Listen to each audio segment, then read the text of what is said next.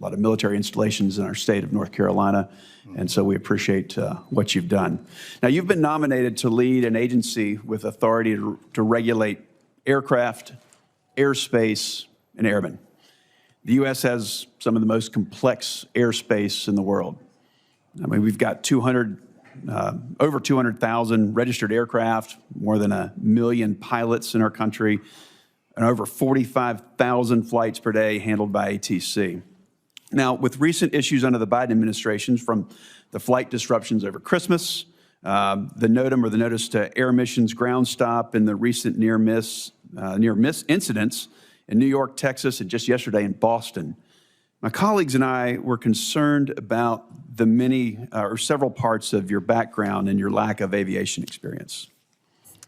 Now, there's many new regulations that the FAA has issued or is in process of developing. Here's one, for instance. The FAA is spending billions of dollars on its next-gen program, as you're aware, to modernize the national airspace system. A key part of this update is moving towards GPS navigation for pilots and ATC. Now, as part of this transition, the FAA recently required airplanes to be equipped with an ADS-B transponder. So, Mr. Washington, can you quickly tell me what airspace requires an ADS-B transponder? Quickly, please. Thank you for the question, Senator. Not sure I can answer that question right now. That's okay. We'll just keep going. So that's a pretty important part. Mm-hmm. But another question. You've said that your national security background, and again, I appreciate your military experience there, but you say that's prepared you for this role. Okay. The FAA has classified airspace to meet the needs of airports, air traffic, and also national security. The FAA has also designated special use airspace over DoD bases critical to national security. So what are the 6 types of special use airspace that protect this national security that appear on FAA charts? Quickly, please. Sorry, Senator, I cannot answer that question. Okay, we'll just keep going, so thank you. Sure. Since World War II, the FAA has required pilots to have a valid medical certificate. I've got one. In recent years, the FAA has relaxed these standards through the introduction of the Sport Pilot Certificate and also Basic Med. It's been a great success. More than 70,000 pilots in the last 6 years have used Basic Med to maintain their flying privileges. So what are the limits? It comes with some limitations. So what are the operational limitations of a pilot flying under Basic Med? Well, thank you for the question, Senator. I'm not a pilot, so but obviously you'd oversee the Federal Aviation Administration. So any idea what those restrictions are under Basic Med, quickly? Well, some of the restrictions, I think, would be high blood pressure.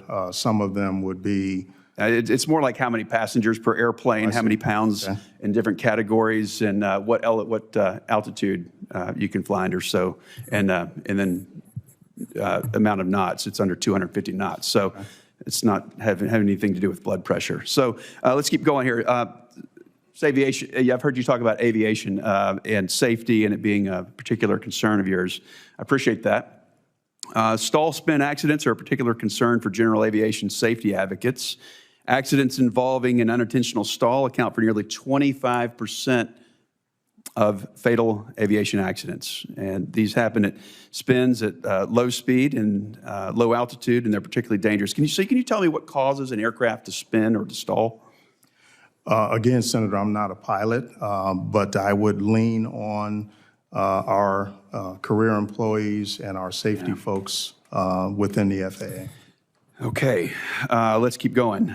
So we've mentioned just recently, the senator before me mentioned the 737 MAX issues. So there are many questions surrounding the FAA's aircraft certification process. Mm-hmm. 2 years ago, Congress passed a major reform package to address these concerns. It's now up to FAA to implement these laws by issuing regulations and monitoring compliance.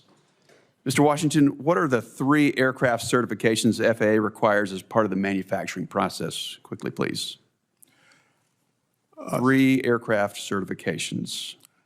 Again, what I would say to that is that one of my first priorities would be to fully implement that Certification Act and report. You know the 3 types, Mr. Washington? The three No. types? Okay. Yeah, that's type certificate, production certificate, and airworthiness certificate. Okay. All right. Let's just keep going, see if we can get lucky here. All right. So just since January, the U.S. has narrowly averted 3 aviation disasters. On 3 separate occasions, airplanes came dangerously close to colliding on runways at New York JFK, Austin Bergstrom, and the Boston Logan Airport. The Austin incident reminded me of the Tenerife accident, which is the deadliest aviation accident in history. Both the incident at Tenerife and Austin involved 2 planes on a runway in dense fog. The FAA's ATC procedures manual has separation standards. Now, I know you run a big airport, so you should probably know this one here. It's got separation standards for planes using the same runway. So can you tell me what the minimum separation distance is for landing and departing airliners during the daytime? Mr. Washington. I don't want to guess on that, Senator, Okay. but All right. it would be easy for me to find out. Thank you.